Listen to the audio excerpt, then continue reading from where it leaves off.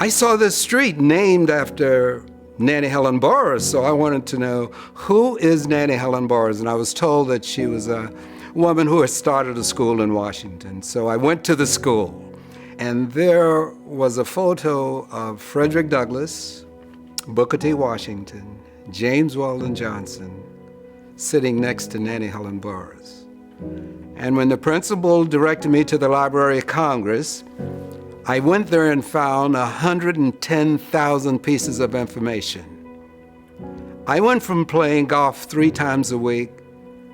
I quit that day and lived in the Library of Congress for the next 2 years studying her life. What sparked my interest in Nannie Helen Burroughs is that she reminded me of my own mother, my grandmother, and the black women in my life. Nannie Helen Burroughs represent the paragon of black womanhood with a determined commitment to express her own sense of agency and gifts, even when women were not allowed to share who they were in public spaces of the black church and in public spaces in the country. I found the motto of a women's professional and business organization in New Jersey.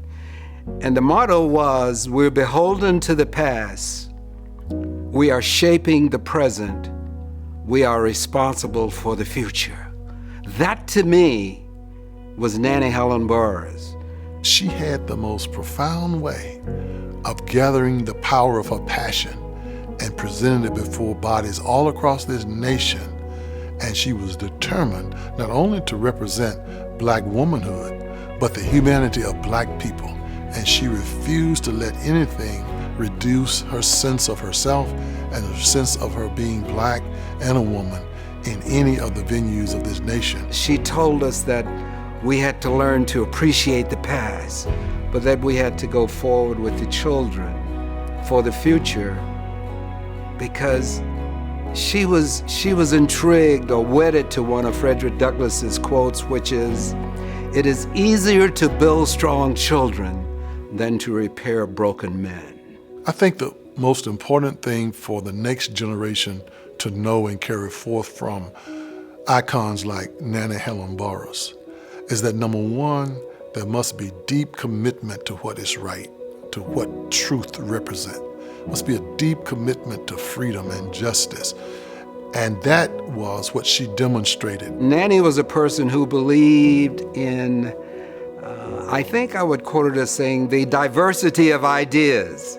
Although if you were to hear her talk, you might think that she felt that she had the only idea. But I really feel that it was cooperation.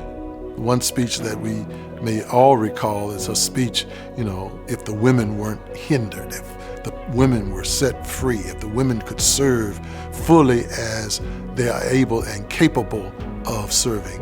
I profoundly take forward from her life the commitment to what's true and commitment to justice and a commitment to holistic understanding of people in a way where no one gets excluded in terms of their gifts and skills. Nannie's legacy should be, it was preparing our young people for the future without fear of apology about what they've learned, preparing them to take care of the environment in which they live, but most of all to